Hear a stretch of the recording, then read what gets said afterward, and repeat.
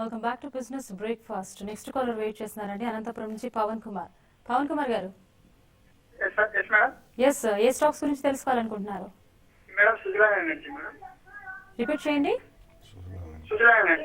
ఓకేనండి, బాలగారు మీకు సలహాలు ఇస్తారు. ఒకవేళ మీరు ఇన్వెస్టర్ అయితే డెఫినెట్లీ ఫ్రెష్ బయింగ్ అంటే అవాయిడ్ చేయమని చెప్తానండి. ఎందుకంటే ఇది ఇన్ఫ్రాస్ట్రక్చర్ రంగానికి చెందిన రెన్యూవబుల్ ఎనర్జీలో కొద్దిగా ఇంట్రెస్ట్ బాగా వస్తుంది. పోస్ట్ ఎలక్షన్ చాలా మంది ఇందులో ప్రీ ఎలక్షన్ నుంచే పొజిషన్స్ తీసుకోవడం మనం చూసామండి. సో ప్రాఫిట్ బుకింగ్ కి గురవుతుంది. ఎందుకంటే ఈ కంపెనీలో ఇప్పటికి కూడా చాలా హ్యూజ్ డెట్ ఉందండి. ఆల్మోస్ట్ 18 to 22,000 crores దాకా డెట్ ఉంది. సో ఈ కాంటెక్స్ లో రీసెంట్లీ వాళ్ళ యూరోపియన్ ఆపరేషన్స్ కొద్దిగా మెరుగుపడ్డా కానీ I think it's a long way to go అండి. వాళ్ళ బ్యాలెన్స్ షీట్ సవరణ అనేది ఇంకా అట్లీస్ట్ 1 or 2 years పడుతుంది. సో ఫ్రెష్ గా కొనాలనుకుంటే అవాయిడ్ చేయండి. ఒకవేళ షార్ప్ కరెక్షన్స్ ఏదైనా ఉంటే ట్రేడింగ్ అండ్ స్పెక్యులేటివ్ బెట్ అయితే మాత్రం డెఫినెట్లీ పొజిషన్స్ తీసుకోవచ్చు. Otherwise purely for investment there are better alternatives అనే చెప్పొచ్చు. నెక్స్ట్ చిత్తూరు నుంచి విద్యాసాగర్ అండి. విద్యాసాగర్ గారు, హలో నమస్తే అండి. ఎస్ నమస్తే అండి, చెప్పండి. Very good morning. నమస్తే మేడం. బాలాసారికి వెరీ గుడ్ మార్నింగ్. నమస్తే అండి. నమస్కారం అండి, చెప్పండి. నేను లాంగ్ టర్మ్ ఇన్వెస్టర్ ని. ఆల్రెడీ దీనికి చాలా మాటలు సారా గారి అడ్వైస్ తీసుకున్నాను నేను. ఇప్పుడు రిలయన్స్ ఇండస్ట్రీస్, నెక్స్ట్ టీసీఎస్, ఎల్ఎన్టీ, టాటా గ్లోబల్ బెవరేజెస్ ఈ రేట్ లో ఇప్పుడు మేము మళ్ళా సిస్టమేటిక్ ఇన్వెస్ట్ ప్లాన్ కింద ఎంటర్ కావచ్చు. సార్ గారిని కొంచెం దయచేసి చెప్పమని చెప్పండి please. Definitely choice is good అండి, నో డౌట్ అబౌట్ ఇట్. కానీ సిస్టమాటిక్ ఇన్వెస్ట్మెంట్ ప్లాన్ అయినా కానీ ఇవన్నీ కూడా రీసెంట్ టైమ్స్ లో మంచి పర్ఫార్మెన్స్ మనం చూసాం మార్కెట్ లో. రిలయన్స్ ఇండస్ట్రీస్ కానీ, టీసీఎస్ కానివ్వండి, టాటా గ్లోబల్ ఒకటే ఆల్మోస్ట్ 165, 170కి వెళ్ళి ఇట్స్ రిట్రీటింగ్ బ్యాక్ అండి. ఆల్మోస్ట్ అబౌట్ 150 దాకా ఉంది. అండ్ లాస్ట్ 2 years పర్ఫార్మెన్స్ అంత ఆశాజనకంగా లేదు టాటా గ్లోబల్. కాబట్టి Tata Global I think would be a good SIP bet అండి. ఇతరత్ర వేరే స్టాక్స్ కంటే కొద్దిగా అంటే వాటిలో డెఫినెట్లీ ఇన్వెస్ట్ చేయండి, వద్దని చెప్పట్లేదు. ఎస్ఐపి ద్వారా కొంచెం మిడ్ క్యాప్ స్టాక్స్ కూడా మీరు ఎంచుకుంటే బాగుంటుందండి. ఎందుకంటే ఎస్ఐపి అంటున్నారు కాబట్టి mid cap stocks 2 to 3 years లో మంచి రిటర్న్ ఇచ్చే అవకాశం ఉంది. Some of the private sector banks, housing finance companies like LIC Housing Finance, GIC and Can Fin Homes ఒకటి, private sector mid cap banks ఒకటి కూడా బాగానే ఉంటాయండి. లైక్ సిటీ యూనియన్ బ్యాంక్ అనండి, లక్ష్మీ విలాస్ బ్యాంక్ అనండి, ఫెడరల్ బ్యాంక్, కరూర్ వైశ్య బ్యాంక్, కర్ణాటక బ్యాంక్ ఇటువంటివి. అండ్ ఈవెన్ అలంబిక్ ఒకటి, డిష్మన్ ఫార్మా ఒకటి, గ్రాన్యూల్స్ ఇండియా ఒకటి, ఇటువంటి ఫార్మస్యూటికల్ కంపెనీస్. ఇన్ఫర్మేషన్ టెక్నాలజీస్ లో కూడా మేబీ ఎన్ఐటి టెక్నాలజీస్, జెన్సార్ ఇటువంటి కంపెనీస్ కూడా మిడ్ అండ్ స్మాల్ గా, persistent systems it's an exclusive niche company అండి. సో ఇటువంటి కంపెనీస్ లో కొద్దిగా పెట్టండి. మీరు ఎంచుకున్న షేర్లు డెఫినెట్లీ మంచివే. కొద్దిగా మేబీ 50% మనీ అటువంటి వాటిలో పెట్టి మిగతా రెస్ట్ ఆఫ్ ద 50% ఇప్పుడు చెప్పిన వాటిలో పెట్టుకుంటే I think relatively better performance overall portfolio ఉండే అవకాశం ఉంది. నెక్స్ట్ నర్సాపురం నుంచి శివ అంటూ. శివ గారు, హలో. హలో నమస్తే అండి. ఎస్ గుడ్ మార్నింగ్, చెప్పండి శివ గారు. చూడండి, నా పేరు నేను ఎంసెట్ 800 కొన్నానండి. ఫైనాన్స్ ట్యాక్స్ ఏమో 330 రూపాయలు ఉన్నాయండి. ఓకే, వాటి గురించి అడుగుతారేనండి. ఎస్ శేషు గారు. మీరు రీసెంట్ గా చూస్తే మంచి ర్యాలీ రావడం చూసామండి. తర్వాత కోటక్ బ్యాంక్ స్టేక్ తీసుకోవడం కూడా చూసాము.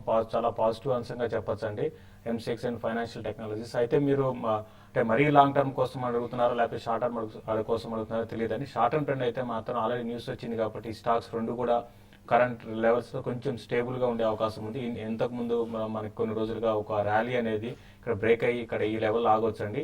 కాబట్టి కరెంట్ లెవెల్స్ అనేది స్లోగా ఈ స్టాక్స్ పెరుగుతున్నప్పుడు మీరు వాటిలోంచి ప్రాఫిట్ బుక్ చేసుకోమని చెప్తాను. బట్ మరీ లాంగ్ టర్మ్ ఉద్దేశం ఉంటే మాత్రం తప్ప దీంట్లో మాత్రం హోల్డ్ చేయకండి. కరెంట్ లెవెల్స్ లో మాత్రం బెటర్ ఏదంటే ఒకసారి ప్రాఫిట్ బుక్ చేసుకోండి. రీసెంట్ ర్యాలీ తర్వాత ఈ స్టాక్ లో ప్రాఫిట్ బుకింగ్ కూడా మేజర్ ప్రాఫిట్ బుకింగ్ కూడా రావచ్చు. కాబట్టి నా ఉద్దేశం ప్రకారం ఒకసారి ప్రాఫిట్ బుక్ చేసుకోమని చెప్తానండి. నెక్స్ట్ అండి కొత్తగూడెం నుంచి పరమేశ్వర్. పరమేశ్వర్ గారు, హలో. ఎస్ మీ డౌట్ ఏంటో అడగాలి పరమేశ్వర్ గారు. హలో పరమేశ్వర్ గారు వినిపిస్తుందండి, మీ డౌట్ ఏంటో అడగండి ప్లీజ్. ఐడియా సెల్యులర్ ఫ్యూచర్ ఉంది మేడం పొజిషన్ లో. ఓకే, అది హోల్డ్ చేయొచ్చు, తీసేది. ఓకేనండి. ఐడియా సెల్ మీరు ఫ్యూచర్ లో పొజిషన్ తీసుకున్నారంటే రీసెంట్ గా చూస్తే లాస్ట్ ఒక 3-4 days గా మొత్తం ఈ స్టాక్స్ అన్ని కూడా మనకి చాలా స్ట్రాంగ్ గా పెరగడం చూసాం. టెలికామ్ స్టాక్స్ అని కూడా కరెంట్ అవర్స్ లో కొంత ఐడియా స్టాక్ ఇంకా పెరగవచ్చు అండి. మీరు 148 దగ్గర మీరు స్టాప్ లాస్ పెట్టుకొని హోల్డ్ చేయండి. రీసెంట్ గా చూస్తే షేరింగ్ అనేది ట్రాయ్ ప్రకారం షేరింగ్ చేసుకోవచ్చు అనే ఒక దానివల్ల ఏంటంటే స్టాక్స్ లో ఒక అప్ ట్రెండ్ వచ్చింది. సైడ్ వేస్ ఉన్న స్టాక్స్ అని కూడా మేజర్ అప్ ట్రెండ్ లో ఉన్నాయి. మీరు హోల్డ్ చేయండి. 156 to 158 దాకా ఈ సిరీస్ లో రావచ్చు. ఈవెన్ సర్ప్రైజింగ్గా 160 కూడా రావచ్చు. బెటర్ ఏంటంటే 146 అండ్ 148 మధ్యలో స్టాప్ లాస్ పెట్టుకోండి. ఈ రోజు అయితే నా ఉద్దేశం ప్రకారం ఈ రోజు రేపట్లో స్టాక్ రీబౌండ్ కావచ్చు, హోల్డ్ చేయమని చెప్తానండి. నెక్స్ట్ ఆనంద్ అండి. ఆనంద్ గారు hello. Hello, good morning madam. Yes, good morning అండి, చెప్పండి. మేడం, నేను జిఎంఆర్ ఇన్ఫ్రాలో MMTC. Okay, good morning madam. Yes వినిపిస్తుందండి. టీవీ వాళ్ళు మ్యూట్ లో పెట్టాలి, లేదంటే మీరే కన్ఫ్యూజ్ అయిపోతారండి. GMR madam, MMTC madam. ఓకేనండి, మీకు జిఎంఆర్ సజెషన్ ఇస్తారు. ఐ థింక్ ఫ్రెష్ గా బై చేయాలనుకుంటే రెండు కూడా అవాయిడ్ చేయమని చెప్తానండి. ఎందుకంటే GMR Infra definitely it's on the correction mode and recent times లో ఆల్మోస్ట్ లాస్ట్ 6 months తో కంపేర్ చేసుకుంటే డబుల్ అయిందండి. So most of the infrastructure stocks కొద్దిగా వాళ్ళు అసెట్ స్ట్రిప్పింగ్ కార్యక్రమంలో బిజీ ఉన్నారు అందరూ, బ్యాలెన్స్ షీట్ స్ట్రెంగ్థెన్ చేసుకోవడానికి. సో ఈ కారణం వల్ల జిఎంఆర్ ఇన్ఫ్రా అవాయిడ్ చేయమని చెప్తాను. ఓవరాల్ గా పిఎస్యూ ప్యాక్ అంతా సెంటిమెంట్ పరంగా మూవ్ అయిందండి. ఎంఎంటీసీ కూడా మేజర్ బిజినెస్ మోడల్ అంటూ వాళ్ళు they are just minerals and metal trading corporation కాబట్టి క్రాస్ బార్డర్ ట్రేడ్ బాగా ఉంటేనే వీళ్ళకి ప్రాఫిటబిలిటీ పెరుగుతుంది. అండ్ గోల్డ్ లో ఇంపోర్ట్ డ్యూటీ మనం తగ్గించే అవకాశం లేదు. రీసెంట్లీ ఫైనాన్స్ మినిస్టర్ దగ్గర నుంచి స్టేట్మెంట్స్ కూడా వచ్చాయి కాబట్టి they are one of the largest importers of gold అండి. సో ఈ కాంటెక్స్ లో I think both the stock should be avoided. There are better stocks in other sectors. Next Hyderabad నుంచి రమేష్ గారు అండి. రమేష్ గారు. మేడం నమస్కారం అండి. మేడం ఎస్, నమస్తే అండి. నేను బాలాగారిని క్వశ్చన్ అడగాలనుకున్నానండి. ఎస్, అడగండి సార్ ప్లీజ్. సార్ బాలాగారు నమస్కారం సార్. నమస్కారం అండి, చెప్పండి సార్. సార్ మీరు ప్రీవియస్ ఎపిసోడ్ లో చెప్పిన స్టాక్స్ నేను సెలెక్ట్ చేసుకుని 10 కంపెనీలు సెలెక్ట్ చేసుకుని ఇన్వెస్ట్మెంట్ స్టార్ట్ చేశానండి. అయితే ఇన్వెస్ట్మెంట్ చేసేటప్పుడు ఇప్పుడు ఒక కంపెనీ ఇప్పుడు చూడండి బోష్ ఉంది అనుకోండి, ఎక్కువ అమౌంట్ ఉంటుంది. అదే ఫెడరల్ బ్యాంక్ 1.5 ఉంటుంది, మదర్సన్ 370 ఉంటుంది. అయితే నేను ఈక్వల్ అమౌంట్ ఇన్వెస్ట్ చేసుకుంటూ వెళ్తుంటారా అంటే నేను 10 ఎక్వైర్ చేసుకుని వెళ్తున్నాను. అది తప్ప కరెక్టా చెప్పాలి సార్.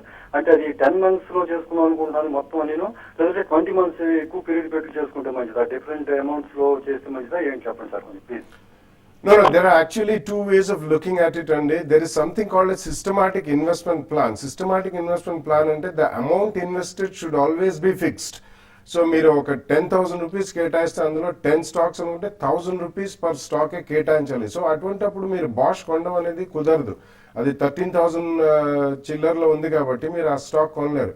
కాబట్టి కాన్స్టెంట్ గా అమౌంట్ షుడ్ బి ఫిక్స్డ్ అండి. ఎందుకంటే మీకు రూపీ కాస్ట్ యావరేజింగ్ బెనిఫిట్ తీసుకోవాలంటే amount invested should be constant. దానికంటే there is a better way of doing అండి. వాల్యూ బేస్డ్ ఇన్వెస్ట్మెంట్ ప్రపోజిషన్ అంటారు, విఐపి అంటారు ఇన్స్టెడ్ ఆఫ్ ఎస్ఐపి.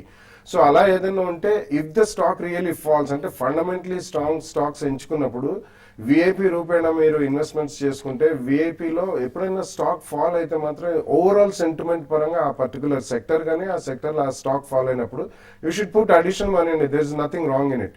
సో మీరు 10 months or 20 months అంటే don't have such pre fixed period అండి. In my opinion next 3-5 years market will be extremely good. So మీరు continuously invest చేసుకుంటూ వెళ్ళండి for the next 3 to 5 years. Minimum 3 years time span పెట్టుకోండి. ఒకవేళ మీకు మధ్యలో ఏదన్నా ఎమర్జెన్సీ రూపేణా డబ్బు అవసరం ఉంది కొద్దిగా విత్డ్రా చేసుకోండి కానీ but next 3-5 years you should invest money into strong stocks అండి. VIP is the best way to invest. ఎందుకంటే మీరు ఫిక్స్డ్ అమౌంట్ అన్నిట్లో ఇన్వెస్ట్ చేయలేకపోతారు కాబట్టి. But about 10-15% of the amount you should definitely invest in top line 5-star rated equity mutual funds, pure vanilla funds. అది కూడా గుర్తుపెట్టుకుని చేస్తే చాలా మంచిదండి. నెక్స్ట్ వెస్ట్ గోదావరి నుంచి ప్రసాద్ అండి. ప్రసాద్ గారు. నమస్తే మేడం. నమస్తే అండి, చెప్పండి. మాకు భూషణ్ స్టీల్ గురించి 395 లో పర్చేజ్ చేసామండి. ఓకేనండి, ప్లీజ్ శేషు గారు. అంటే మీరు హోల్డ్ చేయమనే చెప్తానంటే రీసెంట్ గా చూస్తే కమాడిటీ స్టాక్స్ మరి ముఖ్యంగా స్టీల్ కి చెందిన స్టాక్స్ కూడా చాలా స్ట్రాంగ్ గా మనకి అప్ అండ్ చూసాము. 252 వీక్ హైకి మనకి స్టీల్ కానీ తర్వాత అల్యూమినియం కానీ మనకి మా లండన్ మెటల్ ఎక్స్చేంజ్ లో టచ్ కావడం చూసాం. దీంతో పాటు చైనా నుంచి వచ్చిన డేటా కూడా చాలా స్ట్రాంగ్ ఉంది. తర్వాత డొమెస్టిక్ గ్రోత్ కూడా ఇంప్రూవ్ అయ్యే అవకాశాలు ఉన్నాయి. కాబట్టి భూషణ్ స్టీల్ మీరు హోల్డ్ చేయండి. కరెంట్ లెవెల్స్ నుంచి స్టాక్ కొంత ఈ లెవెల్లో ఆగినా కూడా బట్ లాంగ్ టర్మ్ కోసం మళ్ళీ భూషణ్ స్టీల్ లో ఒక అప్ అండ్ రావచ్చు. మీరు హోల్డ్ చేయమని చెప్తానండి.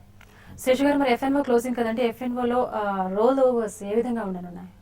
ఈ సిరీస్ లో మనకి చూసామంటే చాలా పెద్ద సిరీస్ అయితే ఇప్పటి వరకు రోల్ ఓవర్స్ పరంగా చెప్పాలంటే కొంచెం ఇండివిజువల్ స్టాక్స్ లోని రోల్ ఓవర్స్ జరిగాయి. 18 to 19% ఇండెక్స్ పరంగా నిఫ్టీ పరంగా చూసాము. తర్వాత బ్యాంక్ నిఫ్టీలో కూడా కొంచెం స్ట్రెంత్ అనేది చూసాము ఈ సిరీస్ లో. కాబట్టి నా ఉద్దేశం ప్రకారం నెక్స్ట్ 2-3 రోజులు చాలా కీలకం. ఈ రోజు కొంచెం రోల్ ఓవర్స్ పికప్ అయ్యే అవకాశం ఉంది. కాబట్టి ఈ రోజు రోల్ ఓవర్స్ బట్టి మనం చెప్పగలుగుతాం ఎగ్జాక్ట్ గా. బట్ ఓవరాల్ ట్రెండ్ పరంగా చెప్పాలంటే ఈ సిరీస్ మాత్రం నిఫ్టీ పరంగా ఇండెక్స్ పరంగా కొంచెం స్ట్రాంగ్ గానే ట్రేడ్ కావచ్చు. బట్ స్టాక్స్ మాత్రం పెద్దగా పెరగకపోవచ్చు. మరి ముఖ్యంగా ఎఫ్ఎన్ఓలో కొన్ని హై బీటా స్టాక్స్, తర్వాత ఈవెన్ క్యాపిటల్ గూడ్స్ స్టాక్స్ కూడా ఎల్ఎన్టీ తర్వాత బిహెచ్ఎల్ 2 కూడా హైయర్ లెవెల్లో బాగా సెల్లింగ్ రావచ్చు. అయితే ఓవరాల్ ట్రెండ్ పరంగా ఇండెక్స్ పరంగా IT and other Reliance stock కూడా బాగా నిఫ్టీనికి అప్ ట్రెండ్ రావచ్చు దాని మూలంగా. కాబట్టి రిలయన్స్ తర్వాత ఇండివిజువల్ స్టాక్స్ మాత్రం బాగా పెరిగే అవకాశం ఉంటుంది. వాటిలో లాంగ్ పొజిషన్ తీసుకుంటాం. బ్యాంక్ నిఫ్టీ కూడా చాలా స్ట్రాంగ్ ఉండే అవకాశం ఉందండి. నెక్స్ట్ బాలగారు, ఇన్వెస్ట్మెంట్ పర్పస్ ఈ వారం మీరు రికమెండ్ చేసే స్టాక్స్ ఏంటంటారు? స్టాక్ స్పెసిఫిక్ అంటే రిజల్ట్ సీజన్ మొత్తం అయిపోయేదాకా వెయిట్ చేయడం బెటర్ అండి. ఒకవేళ ఎవరైనా ఫ్రెష్గా మనీ ఇన్వెస్ట్ చేయాలనుకుంటే అక్రాస్ ద బోర్డ్ అన్ని సెక్టర్స్లోనూ majority of the companies are doing well. కాబట్టి ఇన్వెస్ట్మెంట్ చేయాలనుకుంటే ఫ్రెష్గా 15th ఆగస్ట్ లోపల మనకి మాక్సిమం అన్ని రిజల్ట్స్ కూడా వచ్చేస్తాయి. బట్ ఐ థింక్ స్పెసిఫికలీ తీసుకుంటే మాత్రం mid cap IT and pharma will still do well. And housing finance companies ఒకటి they will do well. Building materials maybe tiles కానివ్వండి, పెయింట్ కంపెనీస్ కానివ్వండి, ఇటువంటివన్నీ they doing extreme level. Auto ancillary continues to be one of the finest sector to invest అండి. Currently మనం చూస్తున్న recent టైమ్స్లో Bharat Forge, Motherson Sumi, Bosch ఇటువంటి top line companies అన్ని బాగానే they have done very well. So second line auto ancillary stocks doing reasonable well. So auto ancillary ఒకటి చాలా బాగుంటుంది. సో ఇండివిజువల్గా కాకుండా అక్రాస్ ద బోర్డ్ అన్ని కూడా ఇన్వెస్ట్ చేయొచ్చు. బట్ బల్క్ మనీ ఎవరైనా పెట్టాలనుకుంటే మాత్రం నెక్స్ట్ 5, 7 to 18% కొద్దిగా ఓపిక పడితే దాని తర్వాత we can definitely take strong investment opinion in different sectors and different stocks అండి. ఓకేనండి బాలగారు, అలాగే శేషు గారు, ఇన్వెస్టర్స్ అలాగే ట్రేడర్స్ చాలా మందికి మంచి సజెషన్స్ ఇచ్చారు. Thank you so much. ఇది వాళ్ళ బిజినెస్ బ్రేక్ఫాస్ట్. రేపటి బిజినెస్ బ్రేక్ఫాస్ట్ లో మళ్ళీ కలుద్దాం.